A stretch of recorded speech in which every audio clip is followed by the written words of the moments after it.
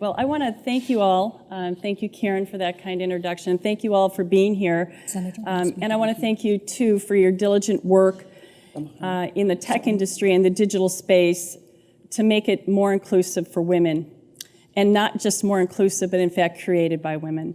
So I'm honored to be here and at your invitation to speak. But before I get into my prepared remarks, I just want to tell you a personal story. This actually just came up as I was in the speaker's lounge, because I think it's relevant to what's happened where we see ourselves at today.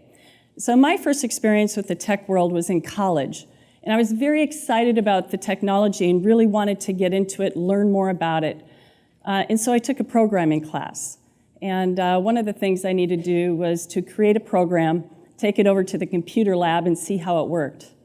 Well, my program had an eternal loop in it. And I think you all know what that means. So of course, when I went to print it, the paper kept spitting out over and over. Every other person in the room was a man, and I asked for help, but no one would help me. In fact, one man turned around and looked at me and said, "You don't belong here." And I have to tell you, the atmosphere in there was very hostile towards me, and it was very intimidating for a young 18-year-old.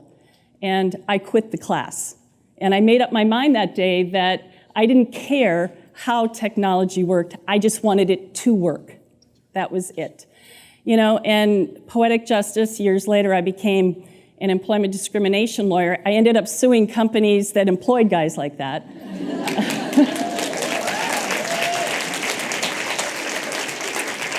But this is where we find ourselves today, and now I'll get into my prepared remarks because it talks a bit about the statistics and where we're at. And of course, because I have, this is a natural consequence of someone who doesn't want to know how technology works, but just that it works. So this is old school.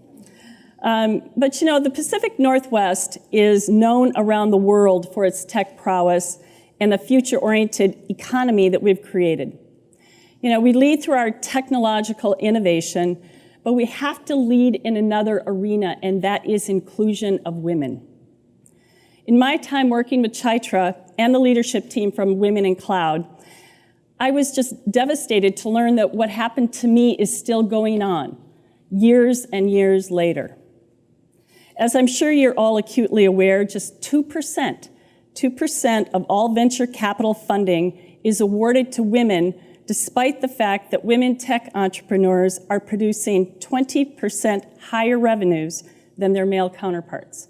Think about that.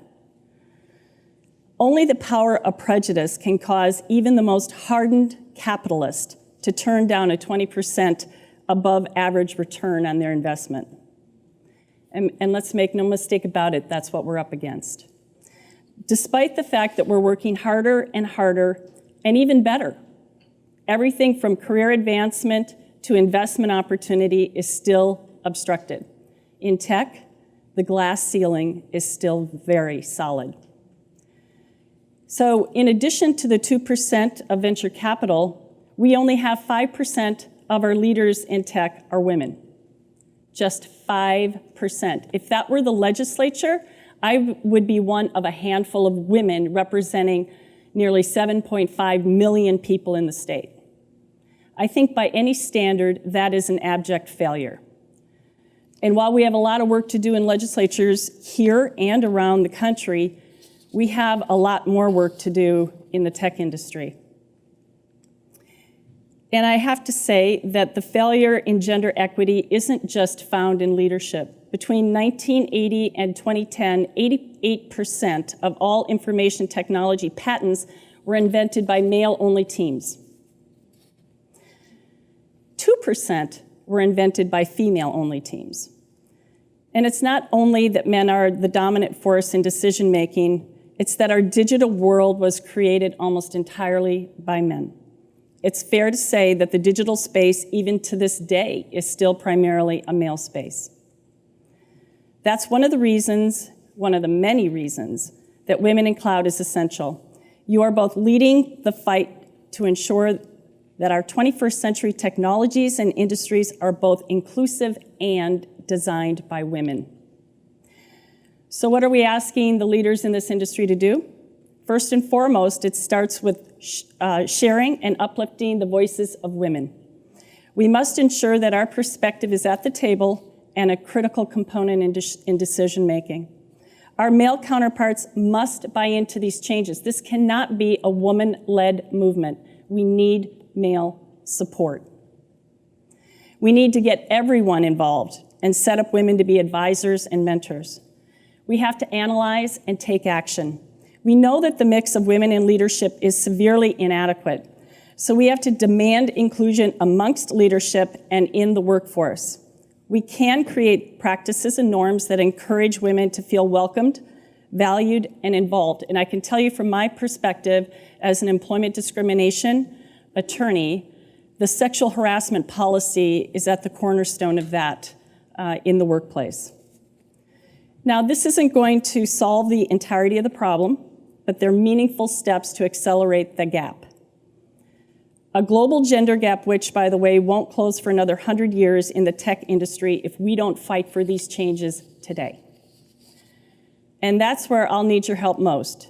Right now, I'm working with Women in Cloud to host a lunch and learn session in Olympia where we can keep this dialogue going with my colleagues in the legislature. Stay tuned, we'll give you some updates on that. But today, we celebrate you, the female entrepreneurs from the tech world, who are a source of inspiration, innovation, and paving the way for the next generation of women and creating a 21st century that is indeed for all. And with that, I'd like to invite Chai up here. I'd like to present her with the signed resolution that you saw a little bit about on the screen. This was the first in Washington state history where we had a resolution honoring women in the tech industry, and it was unanimously voted on, I'm proud to say, and I'd like to present you with this